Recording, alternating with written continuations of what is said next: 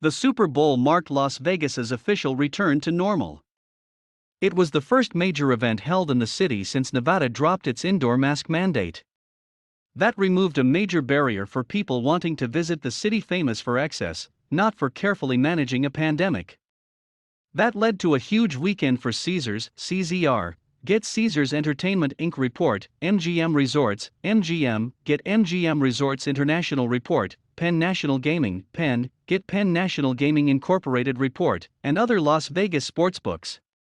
A record 31.4 million American adults plan to bet on Super Bowl 56, a 35% increase from 2021, according to New American Gaming Association research. It's a massive comeback after last year's pandemic hit game, with bettors expected to wager an estimated $7.61 billion on this year's championship game, up $3.33 billion, 78%, from last year.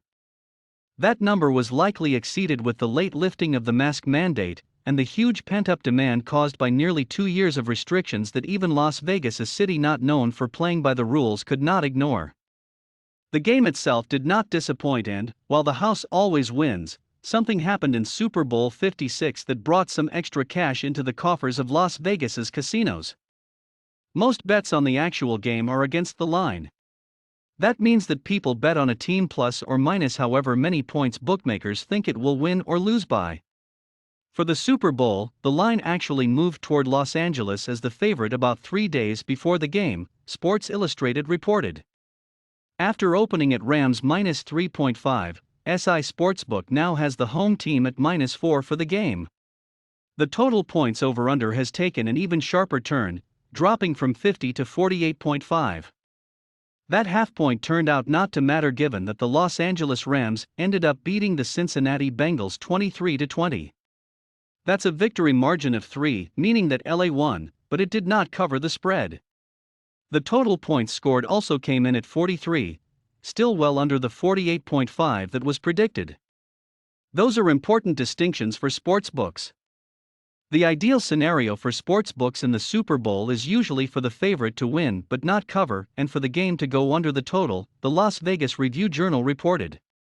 Most people betting on the Rams are laying points, and people betting the Bengals bet them to win the game. But the under was the big one. Boyd Gaming, BYD, Get Boyd Gaming Corporation reports sportsbook vice president Bob Scutchy told the Review-Journal. Because whether they bet the Bengals or the Rams, everybody seemed to parlay them with the over. Basically, while Las Vegas sportsbooks take a cut of every bet and win either way, the Super Bowl created a situation where Vegas won even bigger. Ideally, the odds makers set the line and over/number, so an equal amount of bettors place money on each side of the bet.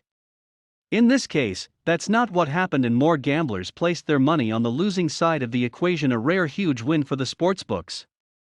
Both Caesars and MGM won millions on the game because of this unusual scenario.